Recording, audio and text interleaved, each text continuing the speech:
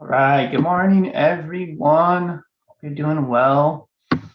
Trying something new this Friday. I've been wanting to do this for a while. Do a live event and just answer any questions people have. I'm hanging out here in the Snoqualmie Valley, looking out over the valley here. There's a little bit of clear sky, which is really wonderful. We have had a huge amount of fog. We've had this crazy inversion pattern where a lot of high pressure pushing down. So it's sunny above, warm above, and cold and foggy down below. And man, it has been a tough few days.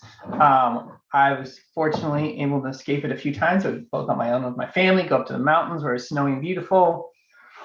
And this pattern isn't unheard of. It is a little unusual, but a lot of cold air trapped down, like just above freezing. Oh, there's a reminder that I have a live Zoom webinar. Excuse me. Hear that. Thank you for the reminder, the thing that's already happened.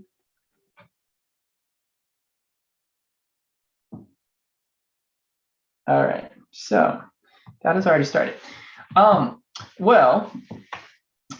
Yeah, so I'm very thankful that that weather pattern has shifted. It's sunny right now. There's some very high clouds, but there's a little bit of blue sky. Birds are out. Yeah, everything seems a little bit more refreshed. I was able to get out for a little while this morning. Hopefully you all were able to get out some too today. And I wanted to take some time this Friday, and I'm going to try to do this once a month and answer live questions if anybody has live questions. So we've got a chat here for people who can put their questions into the chat. They can put them in Q&A.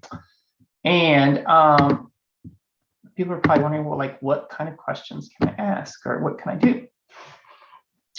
And pretty much I'll try to answer any questions. I'd love to hear where people are calling in from or where they're chatting in from. So any questions, but especially about the kind of topics, the things that I like to talk about. So rewilding questions, questions about developing resilience, survival and otherwise in your life. You know, questions about nature connection, foraging, ethnobotany, growing your own food, medicinal plants. These are, you know, kind of my passions. Making fire, natural movement, all these kinds of things. And if people don't have questions, which sometimes happens, then I can also pick a topic to talk about. And recently I've been thinking a lot more about how do we develop resilient future for ourselves and our children. And hi, Ludmila and Ualina. Ualina, I think is how I found. Maybe I'm pronouncing that correct. So yeah, these are the things I like to talk about. I like to write about the way I live my life, the way my family lives our life.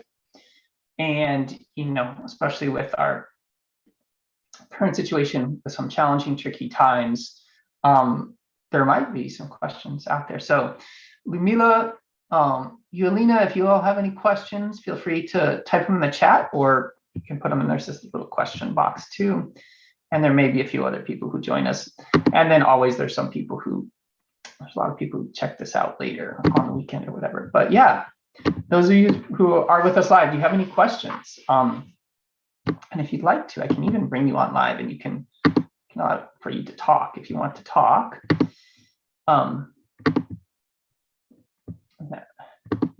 Hey, Nate, can you hear me? Yeah, I can, yeah. Hi, thanks for doing this. Yeah.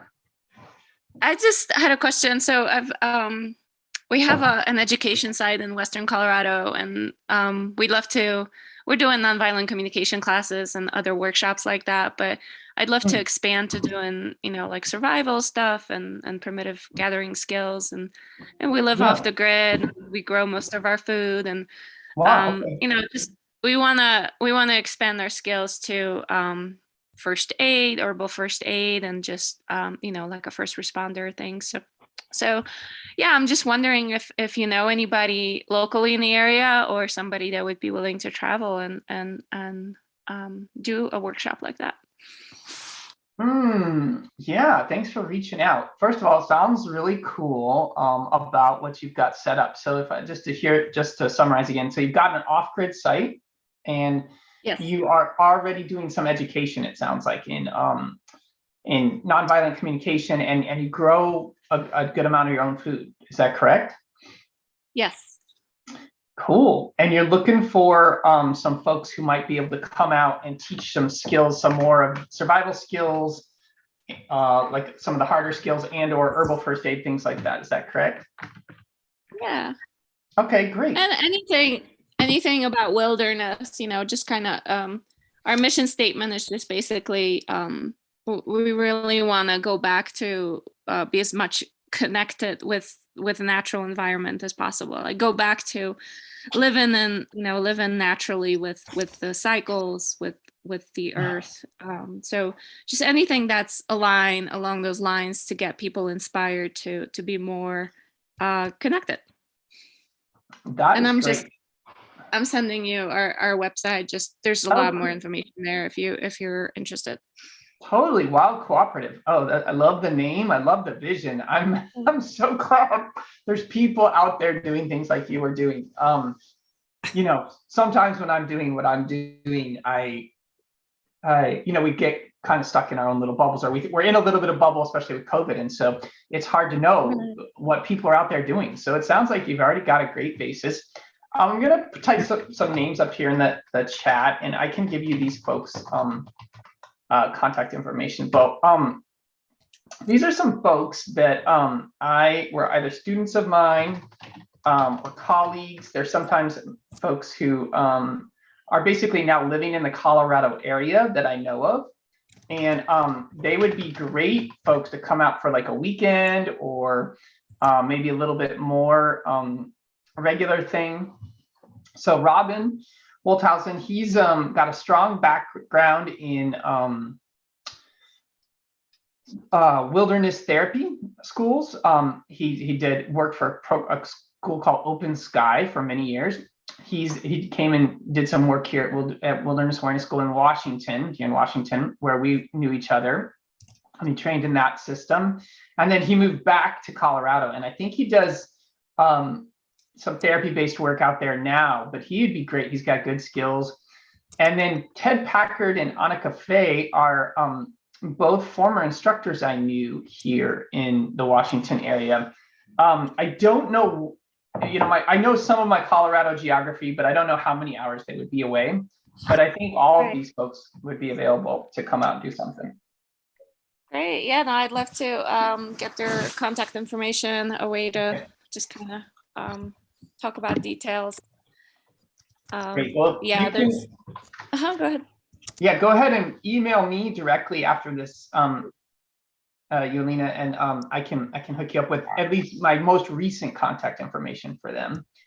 And yeah, that sounds great. And yeah, someday if I'm able to travel again and go do stuff, I'd love to come out and do a program where you're at too. That would be great. So that would be great. Yeah. Awesome. Ludmila, I see you're on here as well. Did you have any questions, or Yelena, did you have any more questions? Not right now. Okay. Can you hear me? I can, Ludmila. Where are you calling from? Good. I'm calling from Bavaria, Germany, actually. Oh, wow. Cool, isn't it? Yeah. And I'm actually I was a student of John Young because for several years he came to Germany. Yeah. And I think last year you had one class with him or one workshop, but I was not able to take part. And my first question would be, I totally lost the connection to John. What does he do at the moment? And do you work together with him? Because I plan to come over in July and August to visit my pipe elder who's in Montana, and I'd really love to to connect to the people from the Wilderness Awareness School. Okay, great.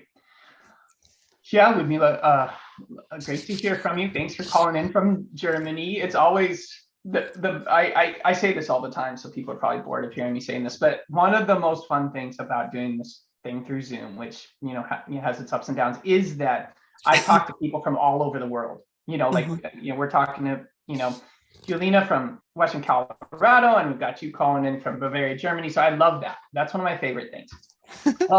So John, updates on John. So he is in Northern California right now. And I think probably, Ludmila, what you are experiencing is that, he, a couple years ago now, I think it was, there was some really devastating fires in Northern California, like really serious, very fast moving fires. And John and his family, they had to flee, like a lot of other people. And he took some time and he went to New Mexico, and he just spent a few months, maybe even as much as 6 months or longer, just staying in New Mexico and just kind of getting over that, healing from that experience, and doing a lot of tracking, doing a lot of reconnection practices. So he's not done a lot of formal coursework and classes over the last year. I was lucky enough to collaborate with him in the fall with our intuitive tracking class. And he is also doing some work with Luby McNamara, who is in, I believe Luby's in Australia or New Zealand or something, doing permaculture stuff. So he does a little bit of online teaching. I was just talking with him yesterday, actually, and we are talking about doing another class this springtime together. So if you want to do a class with him, that's one way.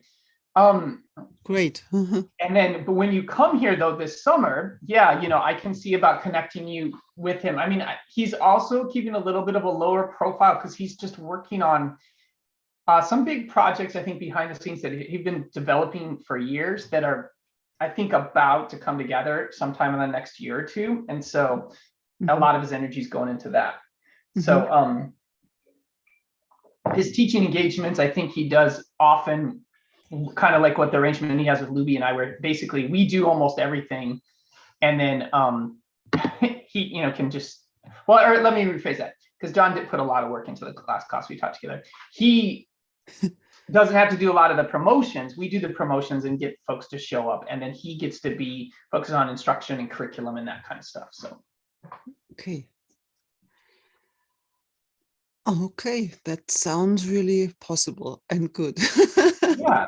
And Ludmila, are you, when are you coming this summer? If we can work it out like we plan it, it will be from about midst of July to the end of August. Well, gotcha. I've heard that in July there should be a meeting of the Pipe Elders in Pipestone, and we probably try to get there. And from there on we can travel, and but it's all very far apart, as I know, and I just have to check out what is possible and what not. Okay, great.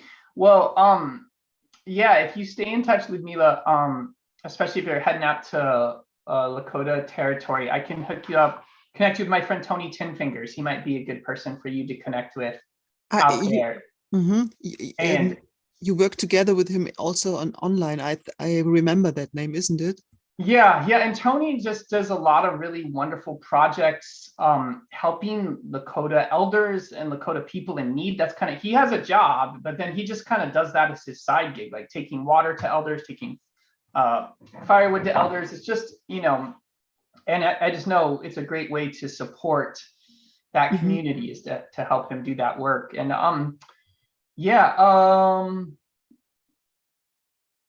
I think there's one other thing I was gonna say, but did you have any more questions or things to ask Ludmila? No, not at the moment, no. Okay, and are you doing this kind of work in Germany? Do you have a school or some land, or is it just your own personal journey that? Well, we are here a bunch of people, and we have there are, as you probably know in Germany, are quite a lot of children of the Wilderness Awareness School, and I work in one of those schools as trainer mainly for women and women with daughters. and Oh, cool. I try to collect native knowledge about being a woman and being a mother and being water protector, actually. Oh, wow, that sounds great. Mhm. Awesome. Well, thanks for sharing. And yeah, feel Yeah. free to reach out to me, especially as you get closer to your visit here. And I may have some more people I can connect you with. Okay, that would Um, be really great. Fine, thank you. yeah, awesome. And if you ever come to Washington State, let me know. Maybe we can hang out for Hang a out. visit and a family. So Yeah, probably. Fine, thanks. great. And Angela, I see that you've joined us. If I don't know if you have any questions you wanted to throw out there. This is an open question day. That's the whole point of getting together. If you have anything you want to ask me about. Like through the speaker, correct? Yeah, you can do it in the chat too if you don't want to, but that's great. It's nice to hear your voice. Yeah, thanks. I actually had a couple questions. Right. I was wondering like what type of string to use for a bow drill. Mhm. I made a bow drill at the Wilderness Awareness School a couple years ago at a parachute cord, and Mhm. it slips on the spindle, and so I can only get smoke, and then I just kind of gave up. So I was wondering if there's a type of string that works better, and I don't have access to like parts of animals, so Okay. So Angela, where are you at? What part of the country and stuff are you? Are you local here in Washington? across the Snoqualmie Pass from you. Oh, awesome. Okay. All right. So, and you've got some parachute cord that you're using, you said, and it's slipping for you. It's causing your spindle to slip, or is it sliding up and down the spindle, or is it like the spindle pops out? It the rope, the parachute cord will just like slip, and so the spindle will go up and down, but when it slips, the spindle will just stay in one place, so it doesn't like grip it tight enough. But Okay, I great. think Okay. I think it's tied on tight enough, but it just slips. Okay, yeah. So let's troubleshoot that a little bit. So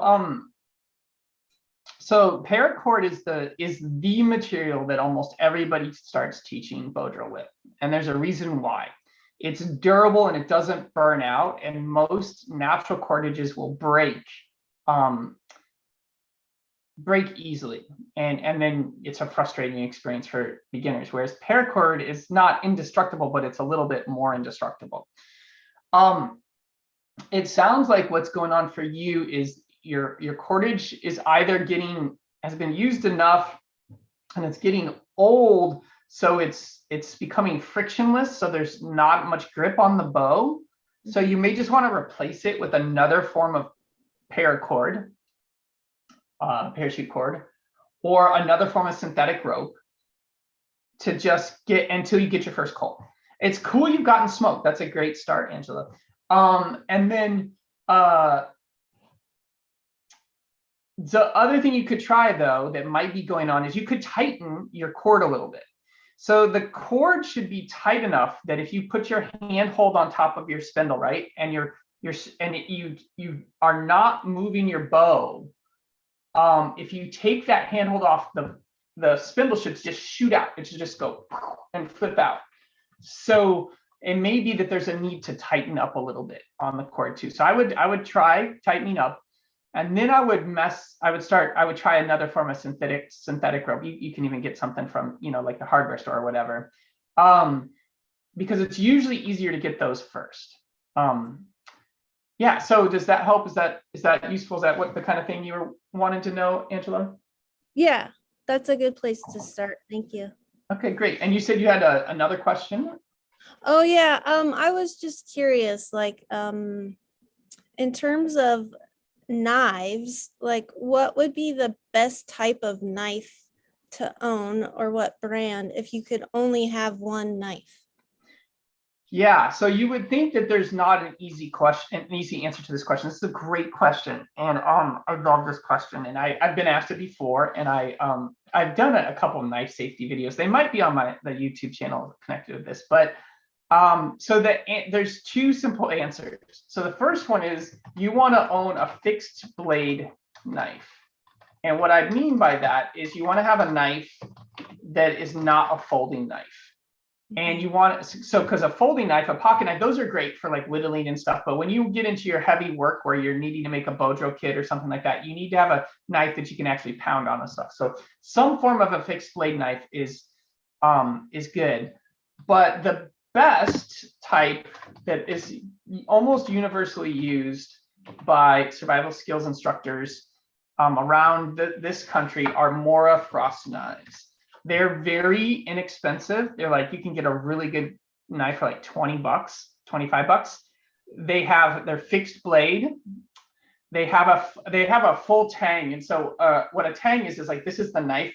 I hope you can see what I'm doing with my hands, but this is the knife part here with where my fingers are. And this is the handle part, but the metal actually goes into the handle as opposed to just like a partial tang or no tang, because a no tang knife will break or partial tang will break, but a full tang will go through the handle. So it's a much bigger piece of metal and fuller. So frost knives they're made by this company, Mora. They're a Swedish company and they make incredibly durable, really good knives.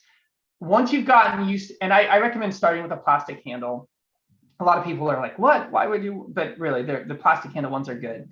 And then once you get used to that, you can start to move up to some other knives and some other things. So Yeah. Does that help, Angela? That does. Thank you. Awesome. Great. All right. Any other questions from folks?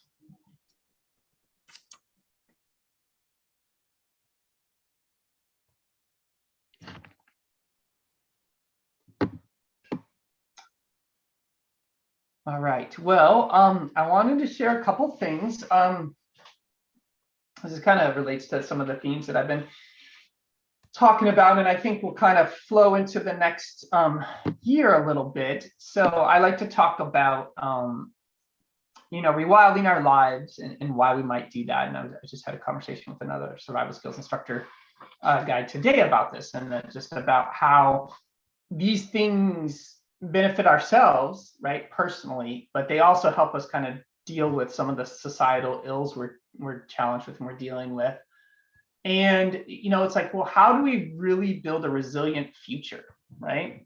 And what's happened is, I would say,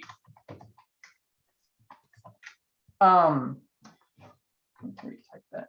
Sorry, silly. About 20 years ago, when I was, doing this as a relatively young instructor, a lot of people were coming to me and they had some sense that their kids doing this for themselves or their kids, teaching them survival skills, teaching them the resilience would be beneficial for them. And then about 10 years ago, all the research started to come out, and there was just like maybe a little longer ago, but especially it started to hit the mainstream of like, oh my gosh, we have to get our kids in nature. We have to spend time in nature. You hear this now with like the whole forest bathing and all that kind of stuff. We've got to do this, right? And so it's like, oh, okay, we've got to have our kids and people resilient and survival skills and nature time because it's good for our brains and good for our bodies. And now what's happened is, now the next iteration of what I'm seeing is I'm literally having people come to me and they're like, Nate, I'm worried about my children in the future. Like they need to have a different set of skills than they're learning in school to be able to survive global climate change and the unpredictable weather and things we're facing. And so like, I feel like there's going to be another paradigm shift around like, what are we teaching and why? And when I hear about the work that you're doing, Alina, like building these centers, building these places on the land where people can connect and learn these skills, that's exactly what we need to be doing and should be doing. And so my hope is to help like build this out for kids and adults. Like, what are those things we need to know? Ludmila, looks like you have another question. Me? No. Oh, okay. I'm sorry, your hand went up. So anyway. No. I try to. I cannot see the Is your face chat. anymore dark? Is it for extra or Um, I'm trying to figure out what's going on for you. I'm sorry that there's some technical difficulties, but yeah, let me know if you need anything. yeah? So yeah, what are those things we need to know? And I feel like when with our kids and ourselves, it's not as complicated as we might think, and Yelena, like, I thought it was great to hear about you all growing your own food. Like, what are the things we should be teaching kids to grow? What is the food that we should all be growing, even if we're in an apartment, or even if we are on like in a suburban neighborhood here? Like, what are the things we can grow, and what are the foods that are easy to grow in most climates and that are going to benefit us and are going to benefit our children, and how can we build food forests all around, like I love this notion of the food forest, where we have fruit trees and we have berries and then we have some vegetables we're growing. And it's not like we're all going to grow 100% of our food, but even if we're starting to grow like 20% of our food, how much that does for us, how much that does for the planet, how much it does for our well-being, how much it does for the planet's well-being. It's not like this is super complicated. And I think we're really at the place where we can really look at moving towards a redesign, like really designing our future with these things in mind. And for a long time, we've been trying to convince people, I think it's a good idea just because of the nature of these things. And now it's like there's more of a little bit of people showing up like with writing on the wall, like, oh my gosh, like my kid does need to know how to grow food, or my kid does need to know how to use a knife. We should all know how to use knives, right? Angela, it's just like something that's kind of like a birthright. Like, I'd like to have us all know how to use knives. I was just talking to somebody about this today, that wouldn't it be great if there was a high school program, like everybody, when they were graduating from high school, had to take a course in survival skills and resilience and rewilding for like 6 months. And to graduate, you needed to complete that course so that we all have that baseline of knowledge. So I'll be sharing more about that in the future, in some of my writings and videos and some of our Fridays, and maybe some future classes. And then yeah, I just want to let everybody know too, I'm putting together my spring schedule. I've got some exciting things happening, some exciting conversations happening. Nothing set in stone yet, but yeah, like I said earlier, there might be a bird language class, might be another class coming up on nature spirituality, and then somewhere in the future there, another plants class that I'm excited about. And yeah, fruits and other wild edibles are a great way to get kids interested in going out in nature. I agree, Alina, and adults too. And there's nothing like seeing the expression on somebody when they pick either a wild berry or just a berry off of a vine at a farmer that's grown, and eating it straight off of the plant, and how excited and alive they come. So all right, everybody. Well, I'll just give everybody one more chance if there's any other questions out there. And if not, we'll do this again next month, and I'll probably be back next Friday talking about something, and you can always ask me questions during any of these. But I'd love to start building these open Fridays for questions from everybody. And I love connecting people. So those of you who are reaching out to try to connect with me and connect with folks I know, I love that too. So all right, everybody, well, have a great day, and look forward to connecting in the future. Thanks.